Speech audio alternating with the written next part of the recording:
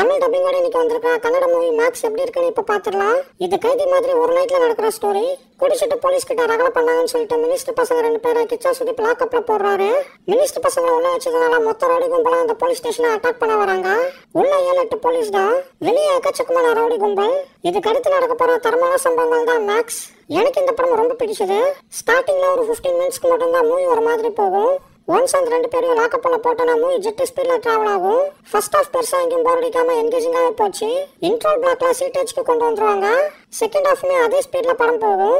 ஃபைனலா சூப்பரான ஒரு கிளைமேக்ஸ் வச்சு செம்மையா முடிச்சாங்க. இந்த படத்துல ஹீரோயின் கிடையாது, தேவையில்லாத ரொமான்ஸோ காமெடியோ எதுவுமே கிடையாது.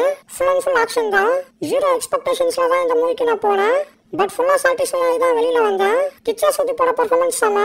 ஒரு போலீஸா ஒரு யோசிக்கிறதா இருக்கட்டும் இல்லைன்னா ஆக்ஷன் சீன்ஸ்லயா இருக்கட்டும் அடிச்சு டூல் கிளப்பிட்டாரு. பேக்ரவுண்ட் ஸ்கோரும் நல்லா இருந்தது. குறிப்பா டுவார்ட்ஸ் கிளைமேக்ஸ் எல்லாம் தெறிக்க விட்டாங்க. தேவையில்லாம 2 சாங் இதுல வரும். ஸ்டோரி லைன் லைட்டா கைதியை ஞாபகப்படுத்தும். லைட்டா லாஜிக் இதுல இருக்காது. இதை தாண்டி மைனஸ்னு பெருசா எதையும் நான் பார்க்கல. தமிழ் டப்பிங் சூப்பரா பண்ணிருக்காங்க. கன்னட சினிமால இருந்து வந்திருக்கிற ஒரு ப்ராப்பரான மாஸ் ஆக்ஷன் த்ரில்லரா இந்த மேக்ஸ். பெருசா எங்கேயும் போர் அடிக்காம கைதி மாதிரி ஒரு ஆக்ஷன் த்ரில்லர் பார்க்கணும்னா கண்டிப்பா இந்த படத்தை நீங்க ட்ரை பண்ணலாம். உங்களை இந்த படம் சாட்டிஸ்ஃபை பண்ணும். என்னோட ஹைலி ரெக்கமெண்டட் மூவி இது. மிஸ் பண்ணாதீங்க.